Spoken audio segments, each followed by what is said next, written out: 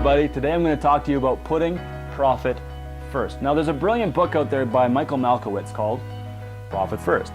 Now Malkowitz took a strategy that's been used in people's personal lives for a long period of time and just tied it into business, and there's a reason for it. Because business is a financial entity that's going to make or break you if you get into it. And since the failure rate around business is so high, most people lose a ton of money trying to run a business without the philosophy of profit first.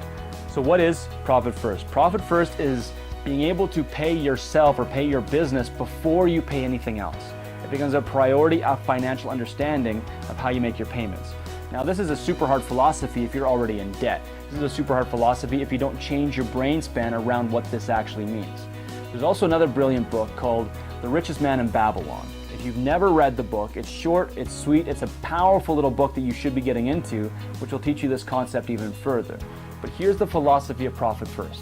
The philosophy of profit first is 10% of everything I earn is mine to keep. 10% of everything I earn is mine to keep. Now, what do I mean by that? Well, most people who earn money, first thing they end up paying is they pay the tax man, then they pay their mortgage, they pay their expense, they pay the rent, they pay their staff, they pay everything, and then there's nothing ever left over. That 10% just disappears. So it's a discipline of saying of every transaction that comes into my business, I'm going to portion aside 10%. 10% is going to go into a profit account and it's going to stay there. Well, let's say for your business 10% just isn't realistic. Well, then start with 5. The point is you pay yourself some segment of profit first, and then you learn to live on what's left. It's called, I think, zero net budgeting or something like that when you put it together. But the idea is that 5% of every transaction that comes in goes automatically into a profit account, and you build that discipline. Now here's the thing.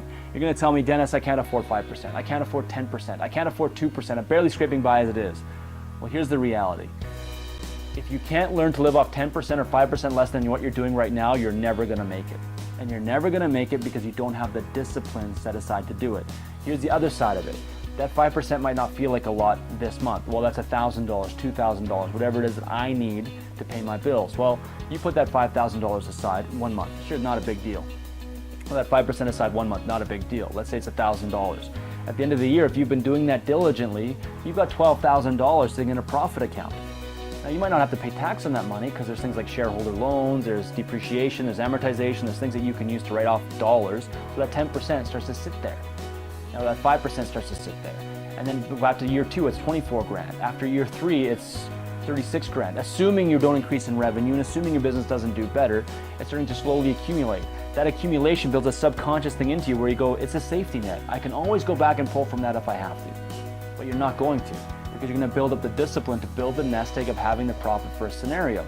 And you're going to be disciplined to do it. Having that profit first scenario is going to allow you the subconscious relief to know that you've got money there. It's also going to teach you way better habits that you're going to be able to develop to do better for yourself. Now that 5% that's sitting there, or that 10% that's sitting there, what do you do with it? Well, my advice would be you get that out of your business and you invest it somewhere else.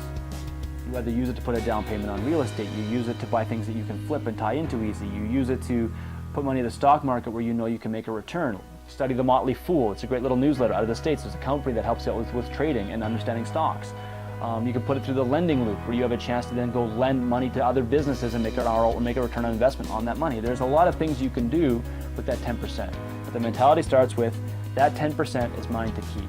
If you can't learn to live off 10% or 5% less than what you're doing right now, your business will not make it because you don't have the discipline. And what's really cool is all of our clients, they get tools from us that allow them to see how their financials make sense right away, and what percentage of that profit they can generate, how to price themselves to generate more profit, also what they can be doing along the way to get people to buy from them more often so they can consistently and constantly be increasing that net profit percent and setting more and more money aside so that way when things go south, and eventually they will, you know the money's there and you've got the confidence, but more importantly, you've built the discipline. Until next time.